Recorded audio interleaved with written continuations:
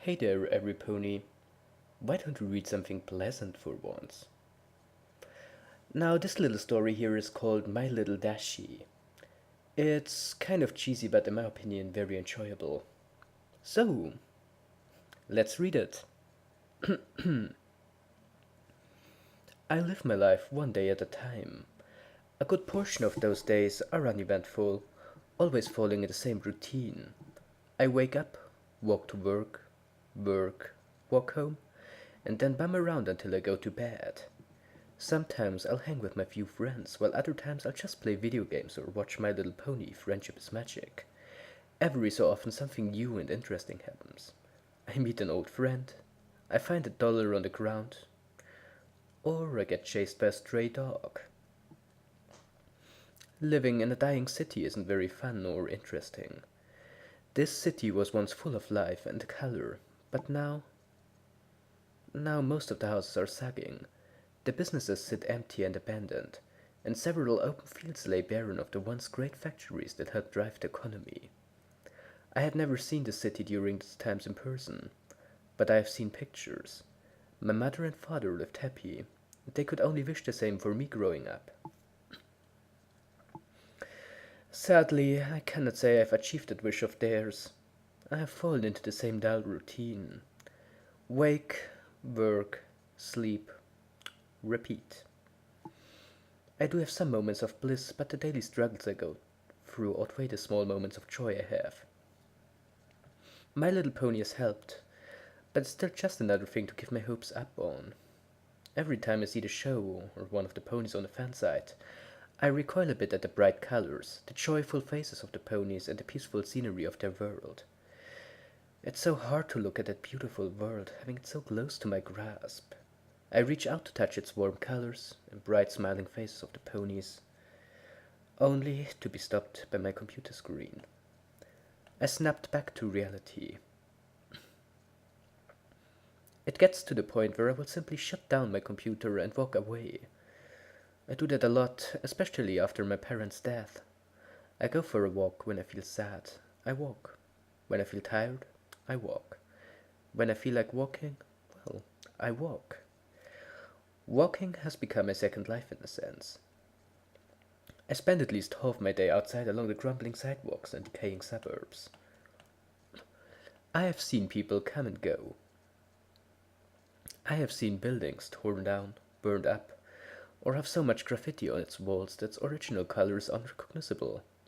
I very rarely pass any other people on my strolls. Most people don't like to look at their once beautiful city, their homes or former businesses. I don't blame them. In fact, I envy them. They saw this place with their own two eyes, seeing the buildings still standing tall and proud, the lawns freshly cut, the paved roads and sidewalks still intact. The only thing I have ever seen that even comes close is my mother's paintings, each of them colorful scenes of this concrete world. She started painting once everything crumbled beneath her feet, making the sad scenery before her look beautiful. Her masterpiece is of an open field that yielded a parking garage. Over it she drew an amazing rainbow, my favorite picture. I guess that is part of why I like Rainbow Dash the most out of all the other ponies. Her colors, the amazing sonic rainbow, all remind me of that picture. There have been times I wished I had my own Rainbow Dash, or more realistically, a plushie of her, to curl up in bed with. I have made an old Simba into a temporary replacement until I'm able to save enough money for one. It helps in a way. Like holding it close will heal my wounds, my pain, and my sorrow. My feet, after countless hours of walking in my old shoes, pulsate under the sheet, and all the while I hold that stuffed animal harder than a mother protecting her child. It's the only thing I can look at and feel true joy, even if it isn't physically the Rainbow Dash I want. It will have to do. Today, as usual, I walked to work. It was the same shit, just a different day.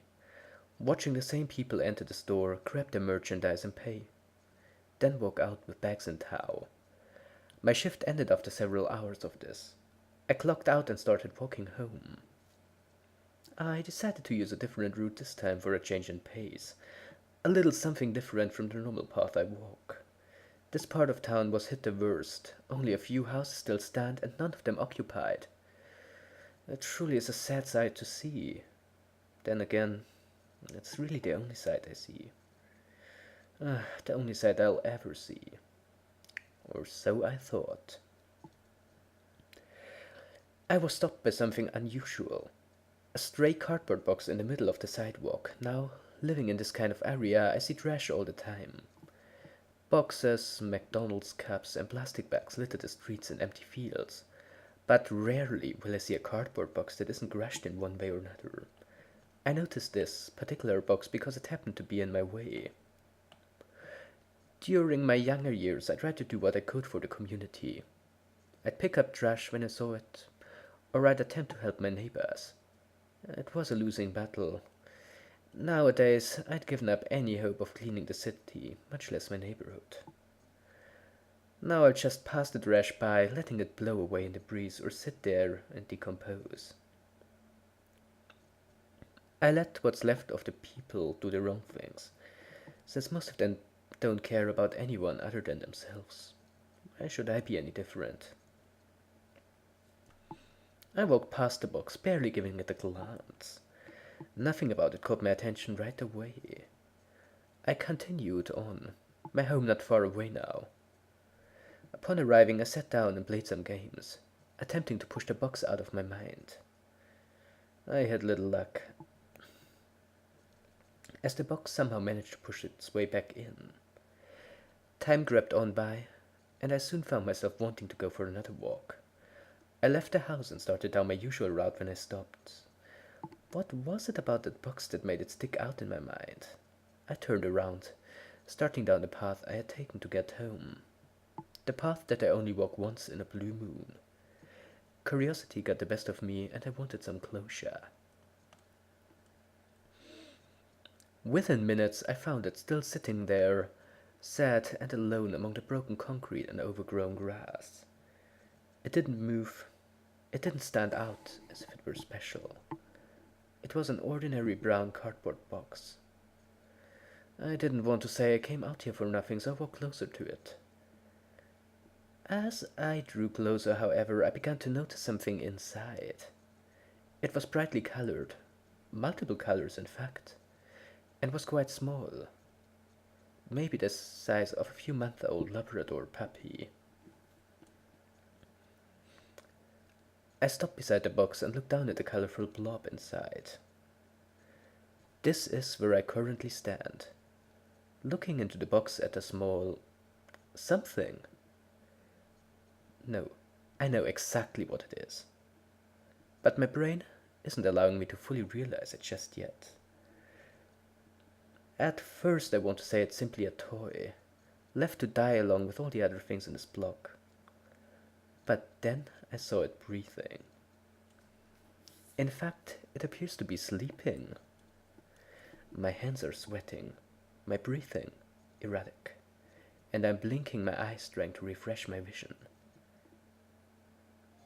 Each time the image stays the same. Inside is a sleeping filly, Rainbow Dash. I kneel down, trying to get a closer look into the box. I can't believe what I'm seeing.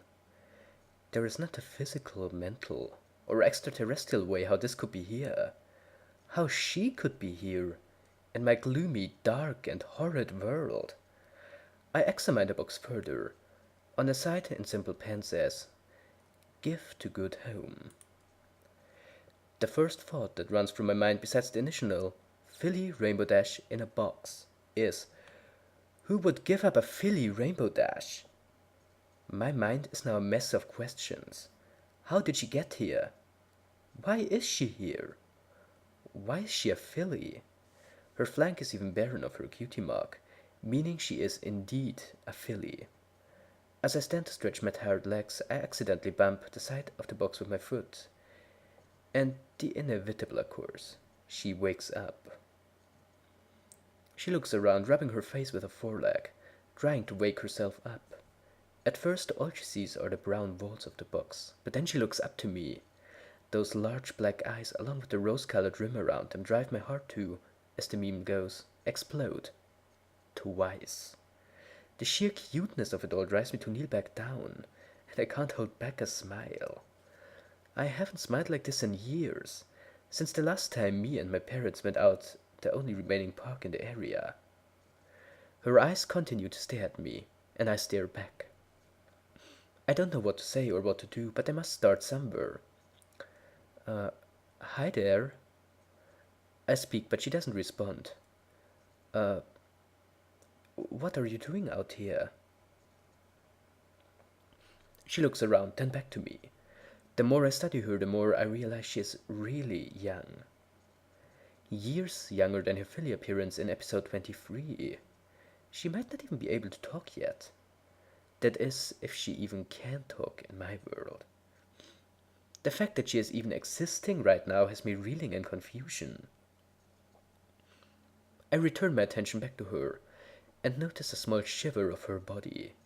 The fall season is here, and it can get pretty cold, especially around mid-September. I'm not sure how to exactly tackle this situation. Do I take her home? Do I call someone? Who would I even call? I'm a closet brony, so none of my friends know about my love of the show. I can't take her to a shelter. That's a stupid thought in the first place. Not only would it be a horrible sight, she might be taken off to some lab and experimented on, or something just as equally horrible. I have only one choice. She shakes once more as the cool air reaches her coat. Her wings ruffle as she lays back down and huddles her leg closer to her body to keep warm. That's the final straw. I can't take any more. I take off my own jacket and reach down and pick her up. I get the initial response I expected. Fear. She begins to squirm around, unsure what I'm doing to her. She can't fly yet, but she still flutters her wings as I'm praying for a miracle to happen that she does magically take flight. I set her into my jacket, wrap her up so that her head is sticking out, and hold her in my arm. She continues to squirm, but then my body heat begins to finally seep through the thin jacket, and she settles down. It's alright. Let's get you somewhere warmer, huh? I smile again at her. She looks up to me with much confusion in her eyes, as she tries to process what is happening. Don't worry. I'm not gonna hurt you. It's getting late and you'll freeze out here. I think she understands me, for after I say those words, her eyes return to their normal size, and she snuggles herself more comfortably inside my jacket. She squirms a little, trying to get into a more comfortable position. I can feel her hooves and wing poking at me as she shifts. Then, to top it off, she rests her chin onto my arm and lets out a deep sigh, closing her eyes to drift off to sleep. My heart explodes for a third time. The entire walk back, I keep an eye out for other people who could pass by me. I don't want anyone else to see her. I have no way of knowing how they would react. As usual, though, I don't see a single person. It's midnight by the time I get home. Fortunately for us both, I turned on my porch light. Otherwise, I might have passed it. Being one of the few occupied homes on the block meant a lot of darkness. The city even stopped running power to street lights, so that made it all the more difficult. I glanced down at the filly, who continued to sleep in the jacket as I carried her. She was no longer shivering and felt quite warm. I walk up to my porch, careful not to make too much noise as I get my keys out. Unlock the two dead bolts, the master lock, and finally the doorknob, and open my door. It is dark inside, due to me leaving while it was still light out. With a flick of a switch, the single bulb in the hallway comes to life, shedding some light into the living room. Most of the furnishings are my parents'. Then again, so is the house. I became the owner of it after their passing, and have done what I can to keep it that way. Still, with the filly Rainbow Dash in my arm, I walk into the living room. As I pass my family portrait, I greet it with a, "Hello, Mom. Hello, Dad." I know they aren't there, but knowing that they loved me and that I love them helps me stay sane and to keep going in my miserable life. As I enter the living room, I can feel stirring in my arm. She had woken up, most likely when I turned on the light, and is now getting antsy. With no idea what to do or how to tackle the situation, I set her down on the couch. Immediately she jumps out of the jacket and looks around, already investigating her surroundings. I continue to watch her as she explores the couch, then continues to the coffee table. What are you doing in my world? I didn't mean to ask that out loud, but it just sort of happens every now and then. Only seeing my few friends once in a great while, I find myself talking to, well, myself a lot. I don't own a pet because that just means more money to dish out, and I'm already struggling as it is. From my question, the only response is another blank look on her face. That tells me she has no clue either. Then again, what else should I expect from a filly that can't even talk yet? Are you lost? The moment the words left my mouth, her ears full, and she looks to the ground. Oh.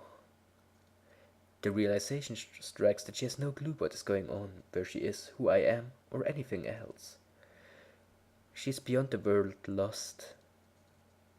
She is misplaced. Well, until something happens, I guess you can stay with me. I see how she lifts her head up, ears starting to erect once again, and looks at me with worry.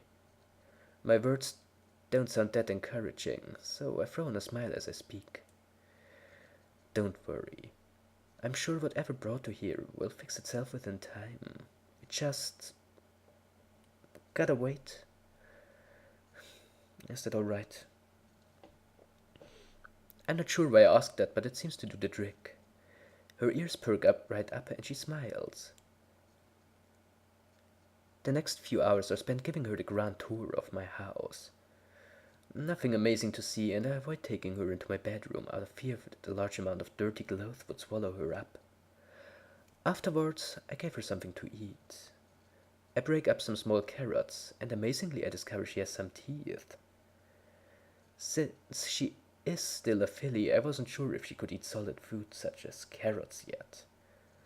Then again, she is from a cartoon, so I don't know what is correct for her anyway. Satisfied with the food, she finds a comfy spot in my father's recliner and sits. I don't mind, it's not like I sit in it. I was never allowed to when he was alive. So why would that change even after his passing? It's his chair. But I'm not going to be mean to the filly for not knowing that, so I let her sit where she is most comfortable. I also give her a small blanket to wrap herself in due to my house's current temperature. It's not as cold as it is outside, but my furnace has had problems since before my parents' passing. There was a trick to fixing it, but that died along with my father.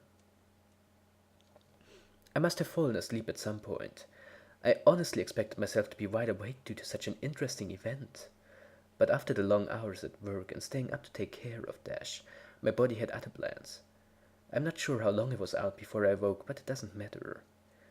As I close my eyes, I feel something against my side. I look, and sleeping beside Mr. Small Sea and Filly, her rainbow mane and tail still, her head resting on the inside of my elbow. I know the meme gets old, but I must say it. My heart exploded again. Laying there, sleeping and curled up beside me, had me smiling ear to ear. Her gentle breaths are barely heard. The hair on her mane tickled my arm, but I hold back any movement to itch. The warmth of her body against my stomach warms my already weak heart.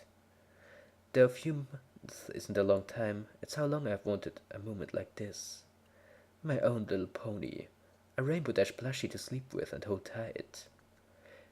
And now I have a real Rainbow Dash, a filly sleeping at my side, content as though she's known me since birth. Right now, there is nothing else that matters to me. My despair, my sore feet, and painful heart all go, unnoticed, as nothing else can come remotely close to the feeling I have right now. this joy I'm experiencing at this moment, as I lay awake on my couch. She's here. She's real. Right now she's my little pony. She's my little Dashie.